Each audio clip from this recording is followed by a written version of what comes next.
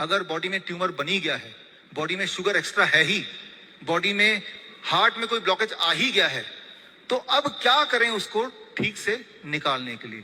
Doctor के पास जाएं। सबसे पहले तो ये पता चलाना जरूरी है कि वो बना है या नहीं बना, और ये कैसे पता चलेगा ये आपको डॉक्टर बता सकता है। कैसे बताएगा?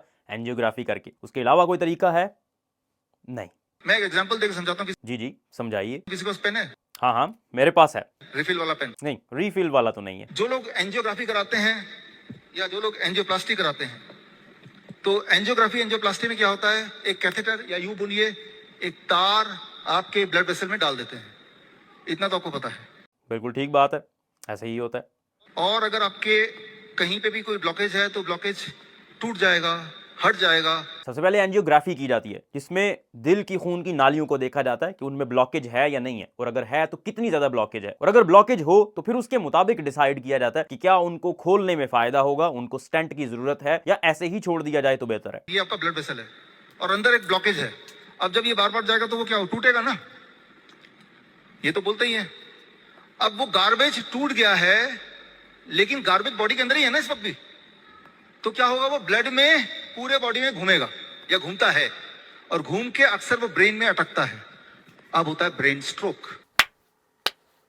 वाह क्या बात कर दी। जो लोग यहाँ पे साइंस के स्टूडेंट हैं या इंजीनियर हैं, जो लोग लॉजिकल सोच सकते हैं, वो तो यहां से निकल जाए, क्योंकि लॉजिकल बात तो हम करेंगे नहीं। पहली बात तो ये कि वो जो गार्बेज बना हुआ है, अगर उसको वहीं पे छोड़ देंगे तो क्या वो हार्ट अटैक नहीं करवाएगा? करवाएगा। दूसरी बात ये कि वहां पे जब स्टेंट लगाया जाता है तो मेक श्योर किया जाता है कि मरीज को ऐसी दवाइयां दी जाए जिससे उसको नुकसान ना हो और मजीद नुकसान से बचा जा सके। हाँ, थ्योरेटिकली स्पीकिंग कुछ रिस्क हो सकता है, लेकिन उसको बहुत मिनिमाइज किया जाता है। बहुत ही कम चांसेस होते हैं कि वो थ्रोम्बोटिक इवेंट हो जाए और उसकी वजह से कोई और मसला हो जाए या फालज का मसला हो जाए। अगर किसी को फालज का मसला हो रहा है तो उसके ज्यादा चांसेस यही हैं कि उसका लाइफस्टाइल इस तरह का है, उसके रिस्क फैक्टर्स ऑलरेडी बहुत ज्यादा हैं। जिस तरह उसके दिल के अंदर ब्लॉकेज बन गई थी, इसी तरह दिमाग की खून की नालियों के अंदर भी कहीं ना कहीं ब्लॉकेज हो सकती है। इसका यह मतलब हरगिज नहीं है कि एंजियोप्लास्टी करवाने की वजह से फालज का रिस्क बढ़ गया है। तो जब भी आप सोचते हैं, डायग्नोस करके देख लेते हैं, एंजियोग्राफी करा के देख लेते हैं, तो आप अपनी तैयारी कर रहे हैं ब्रेन स्ट्रोक करवाने की। बिल्कुल भी ऐसा नहीं है। जब आप एंजियोप्लास्टी या एंजियोग्राफी करवाते हैं तो आप अपनी सेहत को बेहतर करना चाह रहे होते हैं, अपना इलाज करवाना चाह रहे होते हैं, और बिल्कुल ऐसा ही होता है। जब आप एंजियोग्राफी करवाते हैं, अगर दिल में ब्लॉकेज नजर आए तो आप ज्यादा मुख्तात हो जाते हैं। आपको समझ आ जाती है कि दिल में ब्लॉकेज है, आपको लाइफस्टाइल बदलने की जरूरत है, वर्जिश करने की जरूरत है, खुराक बेहतर करने की जरूरत है। और अगर ब्लॉकेज ज्यादा हो तो एंजियोप्लास्टी की जाती है, स्टेंट डाले जाते हैं ताकि खून की नालियों को खोल दिया जाए। बिल्कुल भी आप अपने मरने की या फालज की तैयारी नहीं करते। और जब एंजियोप्लास्टी की जाती है उसके साथ दवाइयां भी दी जाती हैं जिनको रेगुलरली इस्तेमाल करने का डॉक्टर्स कहते हैं। वो एंटी थ्रोम्बोटिक प्रॉपर्टीज रखती हैं, मतलब वो नया थ्रोम्बोसिस बनने नहीं देती, बहुत कम चांसेस कर देती हैं उसके। एक गार्बेज ऑलरेडी है, ब्लॉकेज है, उसको ऐसे बार बार करेंगे तो टूटेगा या नहीं टूटेगा? या तो टूट जाएगा।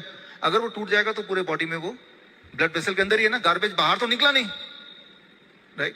तो अब वो जहां भी जाके फंसेगा, आपका वो वाला ऑर्गन खराब होगा, काम नहीं करेगा, आपको दर्द होगा, पेन होगा, मर जाएंगे, पैरालिसिस हो जाएगा, कुछ ना कुछ हो जाएगा। एक मजे की आप लोगों को बात बताता हूं, ये जितनी भी बातें कर रहा है इसने कहां से सीखी है? ये बात सोचने वाली है। कहां से पढ़ी है इसने? मेडिकल साइंस कहां से पढ़ी है? कैसे पता चला इसको एंजियोग्राफी में क्या होता है, एंजियोप्लास्टी में क्या होता है, स्ट्रोक कैसे होता है, वो जो गार्बेज टूटा वो दिमाग में कैसे गया, कैसे पता चला? रिसर्च से पता चला, मेडिकल साइंस से, मॉडर्न साइंस से पता चला, इन्वेस्टिगेशन से पता चला। जब तक एंजियोग्राफी नहीं थी पता ही नहीं चलता था कि दिल में ब्लॉकेज होती भी है या नहीं होती। ये इस तरह के लोगों को कुछ भी नहीं पता होता था। तब तक ये सिर्फ नब्ज देख के प्रॉब्लम बताते होते थे। गार्बेज को बॉडी से बाहर अगर आपको निकालना है तो निकालने का रास्ता वही होना चाहिए जो कुदरत ने आपको दिया है।